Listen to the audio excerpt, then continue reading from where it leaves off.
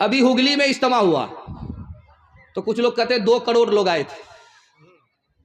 तो दिल साहब कह रहे थे 50 लाख लोग तो मक्का में संभाले नहीं जाते, यहाँ 2 करोड़ लोगों को कैसे संभाल लिया गया। 2 करोड़ लोग हुगली इज्तिमा में आए। खानका में जवान आया सुधरने के लिए, जो लड़की खाना उसको खिला रही है उसी को आंख मार रहा है। उस लड़की ने जाकर के अपने गुरु से, अपने पीर से शिकायत किया कि उस आवारा जवान के पास तुम खाना लेने के लिए, खाना देने के लिए मुझको भेजते हो, वो तो आंख मारता। तो शेख ने कहा उसका इलाज करते, तुमको घबराना नहीं है। दस्त की गोली उस लड़की को शेख ने खिला दिया। अब जब उसका पखाना आने लगा, दस्त आने लगा, तो उसको कहा कि घैले में मटके में जमा रखो। 1 हफ्ता जब उस लड़की को दस्त आया तो उस लड़की का चेहरा मुकम्मल चुड़ैल हो गया, सूख करके हड्डी हो गई। जो हूर बनी हुई थी वो चुड़ैल नजर आ रही थी। अब उस लड़की से शेख ने कहा कि अब खाना लेकर के जाओ, देखते हैं कि वो नौजवान आंख मारता है कि नहीं मारता है। अब जब लड़की आई उसको खाना देने के लिए तो सर गाड़ करके बैठ रहा है, सर उठा ही नहीं रहा है, मुराकबे में चला गया। शेख ने कहा अरे सर उठा करके देखो, वही लड़की है, फर्क यही है कि उससे निकल गया है। तुम इसको इस लड़की को तुम जाने जाना समझते थे तो ये हूर तुमको नजर आ रही थी, उसके जिस्म से पाखाना निकला है तो ये तुमको चुड़ैल नजर आ रही है। तुमको इस लड़की से मोहब्बत नहीं थी, पाखाने से मोहब्बत थी। इस मजमे में अच्छा बुरा जवान कौन है, एक लाइन में मैं आपको बताने के लिए जा रहा हूं। जिस जवान के बारे में आप जानना चाहते हैं कि ये अच्छा है या बुरा है, उसके दोस्त को देखिए। अगर दोस्त अच्छा है तो वो जवान अच्छा है, अगर दोस्त बुरा है तो वो भी बुरा है। आज बुरा नहीं तो कल बुरा हो जाएगा। अल्लाह के रसूल की खिदमत में एक जवान आया कि या रसूल अल्लाह, मुझे मालूम हुआ है कि दारू हराम हो गई है। अल्लाह के रसूल ने कहा कि हाँ तुमने सही सुना, दारू हराम हो गई है। वो जवान बोला कि या रसूल अल्लाह, मैंने आज ही 1 करोड़ की दारू खरीदी है, क्या होगा? मैं ऐसा करता हूं कि दारू दे करके पैसा वापस ले लेता हूं। तो अल्लाह के रसूल ने फरमाया कि जैसे दारू हराम उसी तरह उसकी कीमत हराम, पैसा वापस नहीं ले सकते। कहा या रसूल अल्लाह, ऐसा करता हूं जो गैर मुस्लिम मेरे दोस्त हैं उसको गिफ्ट कर देता हूं। का हदिया देना हराम, पीना हराम, पिलाना हराम। कहा या रसूल अल्लाह, गरीब और यतीम का पैसा उसमें लगा है, अब उन पैसों का क्या होगा? तो अल्लाह के रसूल ने कहा मैं जेब से यतीम का पैसा लौटा दूंगा, लेकिन तुमको इजाजत नहीं दे सकता कि तुम पियो और दूसरे को पिलाओ।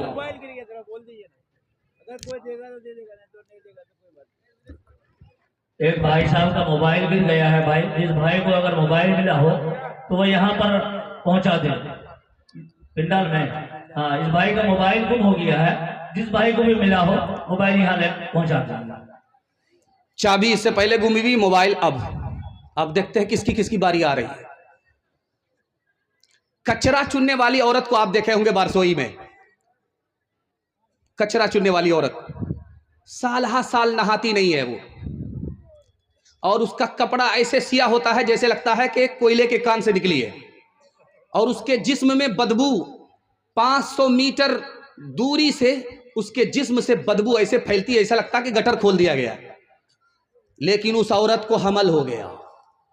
बादशाह सर पकड़ करके बैठ गया।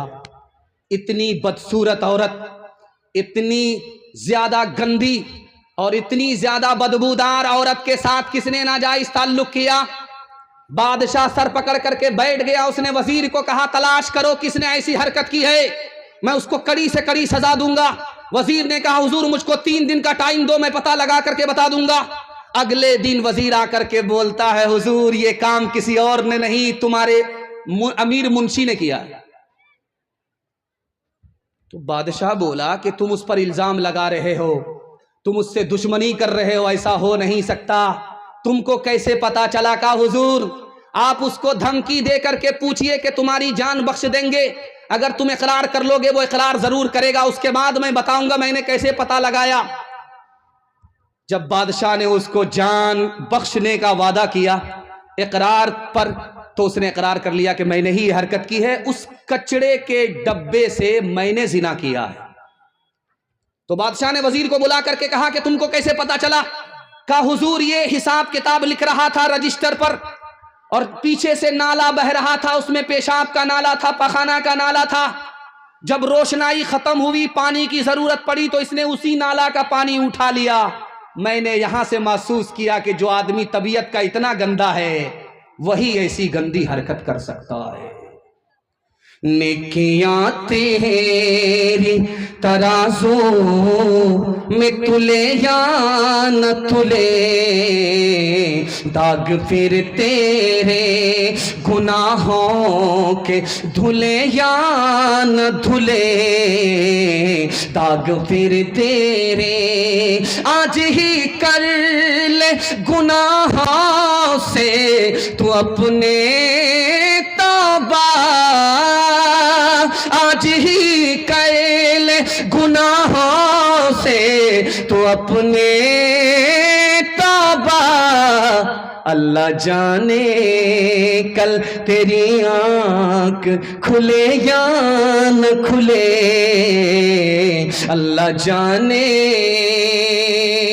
बस आखिरी पैगाम मर्दों के हवाले से, इत्तिहाद और इत्तिफाक के हवाले से मैं सुन रहा था। मेहमान खाने में के दिल साहब ने कहा कि हर मसलकी झगड़े को ख़त्म करो, ये मुसीबत की घड़ी है, एक हो जाओ। मुझे बड़ा अच्छा लगा। मैं सोचता हूं कि उनके मौजू को छू करके मैं निकल जाऊं। उन्होंने मिसरे में पेश किया, मैं मसाला बना देता। आप लोग आंख फाड़ फाड़ करके मुझको ऐसे देख रहे हैं, मुझको डर लग रहा कहीं आपकी नज़र न लग जाए, लेकिन मैं भी चालाक आदमी हूं, दम करके बैठा हूं और काला सोटर मैंने पहन लिया है। लगाइए कितनी नज़र लगाते। ध्यान से सुनिएगा, जल्दी से निकल जाएगा। अमीर मुआविया रजी अल्लाह अन्हु, दुआ कीजिए अल्लाह उनकी कब्र को नूर से भर दे। उनके दरवाजे पर एक साइल आवाज लगाता है कि कह दो अमीर मुआविया रजी अल्लाह अन्हु से उनका भाई आया है। अमीर मुआविया रजी अल्लाह का, मैं इस आदमी को तो पहचानता नहीं हूं, कैसे बोल रहा भाई हूं। जब वो अंदर आया तो अमीर मुआविया रजी अल्लाह अन्हु ने पूछा कि तुम मेरे भाई कैसे हो। तो वो चालाक आदमी था, चूना लगाने के लिए आया था। वो बोला कि आदम और हव्वा की औलाद आप भी हैं, आदम और हव्वा की औलाद हम भी हैं, तो भाई हो गए आपके। अमीर मुआविया रज़ी अल्लाह अन्हु को समझ में आ गया कि ये होशियार भिखारी है, ये चूना लगाने के लिए आया। तो अपने खजांची से कहा कि इसको सिर्फ 1 रुपया दो, 1 रुपया से ज्यादा मत दो। जब उसको 1 रुपया भीख में मिला तो बोला कि इतना कम। तो अमीर मुआविया रज़ी अल्लाह अन्हु साहबी कितने ज़हीन थे, कितने ज़रीफ थे, उन्होंने कहा कि मैं अपने तमाम भाइयों को अगर दुनिया में देने लग जाऊं जो आदम और हव्वा की औलाद हैं, तो तुम्हारे हिस्से में ये भी नहीं आएगा, एक एक अन्नी आएगी। सर सैयद अहमद खान साहब का आपने नाम सुना। दिल भाई की जबान में अल्लाह ने बड़ी तासीर रखी है, जैसे सोहराब साहब चापदानी की जबान में तासीर रखी है। ये मिसरा गुनगुना रहे थे, आप माल सदका कर रहे थे। अल्लाह आपकी सखावत को कबूल फरमाए, आपके सदके को कबूल फरमाए। ध्यान से सुनिएगा, जल्दी से निकल जाएगा। सर सैयद अहमद खान साहब बस्ती में आए चंदा लेने के लिए, अलीगढ़ मुस्लिम यूनिवर्सिटी के लिए। तो एक आदमी ने कहा कि हाथ फैलाओ। उन्होंने हाथ फैलाया तो पैसा देने के बजाय उन्होंने थूक दे दिया। सर सैयद अहमद खान साहब का ज़र्फ देखिए, उन्होंने उस थूक को हाथ से मल करके चेहरे पर मलते हुए कहा कि वाह साहब, आपने जो दिया आज तक किसी ने नहीं दिया, सबने तो जेब से निकाल करके दिया, आपने तो मुंह से निकाल करके दिया। वो आदमी मारे शर्म के पानी पानी हो गया। वो बोला कि मैं आपके इम्तिहान लेना चाहता था, आपको शर्मिंदा करना नहीं चाहता था। उस आदमी ने उस वक्त 1 लाख रुपया चंदा दिया। उसी चंदे से सर सैयद अहमद खान साहब ने अलीगढ़ यूनिवर्सिटी को जमीन से लेकर के आसमान तक पहुंचा दिया। नबी की सुन्नत दाढ़ी है, लेकिन जिंदा कौन सी कौम कर रही है, आपको सुनकर के हैरत होगी। ये पगड़ी नबी की सुन्नत है, लेकिन जिंदा मुसलमान नहीं कर रहा है।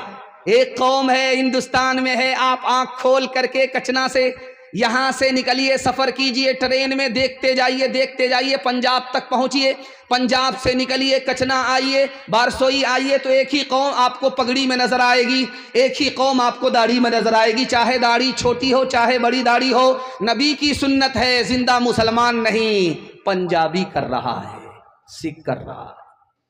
सब कुछ छूट जाए मगर दाढ़ी नहीं छूटेगी, सब कुछ छूट जाए मगर पगड़ी नहीं छूटेगी। आज दाढ़ी और पगड़ी रखने की वजह से अल्लाह ने इज्जत की चोटी पर पहुंचाया। आज सिख और पंजाबी को दुनिया सरदार कहती है, सुभान अल्लाह। एक बादशाह बोला कि बिघौर हाट जाओ, सब्जी लेकर के आओ, जो जो सबसे अच्छी सब्जी है वो लेकर के आओ। बादशाह ने वजीर को भेजा, वजीर गया, सब्जी लेकर के आया, कहा हुजूर ये बैगन बहुत अच्छी सब्जी है, इसलिए अल्लाह ताला ने इसके सर पे ताज रखा है। उस डंडी को, घुंडी को उसने सर का ताज बताया। तो बादशाह खाता गया, उसको मजा आया। बादशाह ने कहा बहुत अच्छी सब्जी है, लेकिन एक दिन खाने की है, हफ्ता भर खाने की नहीं है, वरना खुजली हो जाती है। अब एक हफ्ता जो वो बराबर बैगन खाता रहा, खुजली हो गई। रात भर खुजलाते खुजलाते रात गुजर जाती है, नींद आती ही नहीं है।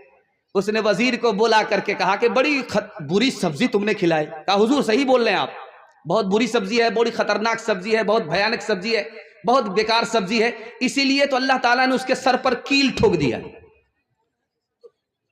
तो बादशाह बोला कि इससे पहले सब्जी की तारीफ कर रहा था तो कहा सर पे ताज है, उसी सब्जी की जब बुराई पर आया तो कहा कि उसके सर पर कील है। कहा हुजूर हम सब्जी के ताबे नहीं, हम तो आपके ताबे। आपको अच्छी लगेगी तो हमको अच्छी लगेगी, तारीफ करेंगे, आपको बुरी लगेगी तो हमको बुरी लगेगी, हम बुराई करेंगे। हाथ उठाइए, वादा कीजिए, नबी की सुन्नत को ढूंढ ढूंढ करके जिंदा करेंगे इंशाअल्लाह। गैरों के जैसी है सूरत तुम्हारी, तुम हो मुसलमान नरिया के नारी। गैरों के जैसी है सूरत तुम्हारी, तुम हो मुसलमान नरिया के नारी। खतरे में है तेरे मजहब की शान, है रे मुसलमान, है रे मुसलमान, है रे मुसलमान, है रे मुसलमान। फिल्मी चलन से तुम्हें दोस्ती है, कौले मोहम्मद से क्यों दुश्मनी है। फिल्मी चलन से तुम्हें दोस्ती है, कौले मोहम्मद से क्यों दुश्मनी है। खतरे में है तेरे कासिर खुदा का यह इम्तिहान, है रे मुसलमान, है रे मुसलमान, है रे मुसलमान, है रे मुसलमान। बड़ा खूबसूरत जलसा बड़ी रफ्तार के साथ गुजर गया। अजीम मेहमान का आपको सामना करना है, माहौल बनाने के लिए मैं बैठा हूं। दूसरा पैगाम आपकी खिदमत में जवानों के नाम देने के लिए जा रहा हूं। यहां से लेकर के वहां तक सुनने के लिए तैयार? जोश के साथ हाथ उठा दीजिए इंशाअल्लाह। सीधे बुढ़ापे में दाढ़ी रखेंगे, हाथ उठा दीजिए इंशाअल्लाह। खैर माशाअल्लाह। मैं राइट रॉन्ग सवाल करके आपके दिमाग को टटोलता हूं कि आप कहां हैं, पिंडाल में हैं कि ससुराल में। मेरे पैगाम की हिफाजत हो रही है या मेरा पैगाम बर्बाद हो रहा है? एक बूढ़ा आदमी डॉक्टर के पास आया बिघौर हाट। डॉक्टर से कहा कि डॉक्टर साहब मेरे सर में दर्द रहता है। तो डॉक्टर ने कहा ये तुम्हारे बुढ़ापे की वजह से। उसने कहा कि सीने में बलगम जमा है, कहा ये भी तुम्हारे बुढ़ापे की वजह से है। का रात भर नींद नहीं आती, खाना हजम नहीं होता, का ये भी तुम्हारे बुढ़ापे की वजह से है। बूढ़े को गुस्सा आया, डॉक्टर के मुंह पर तमाचा मारा कि मेरे बुढ़ापे का मजाक उड़ा रहे हो कि या इलाज कर रहे हो। तो उसने हाथ जोड़ करके कहा कि मैं इसका भी बुरा नहीं मानूंगा, ये भी तुम्हारे बुढ़ापे की वजह से। जिस जमीन पर आप बैठे हैं जलसा सुनने के लिए, यह जमीन दुनिया में कम है, पानी ज्यादा है। 13,000 करोड़ जमीन पर जमीन खत्म हो जाती। 13,000 करोड़ मुरब्बा मील जमीन है पूरी दुनिया में, इससे ज्यादा नहीं है। और 300 हिस्से में दुनिया के पानी ही पानी है। और 13,000 करोड़ जमीन में 190 हिस्से पर याजूज माजूज बसे हुए हैं। सिर्फ 10 हिस्सा है जिस पर हम आबाद हैं। इतनी छोटी दुनिया में हम सांस ले रहे हैं।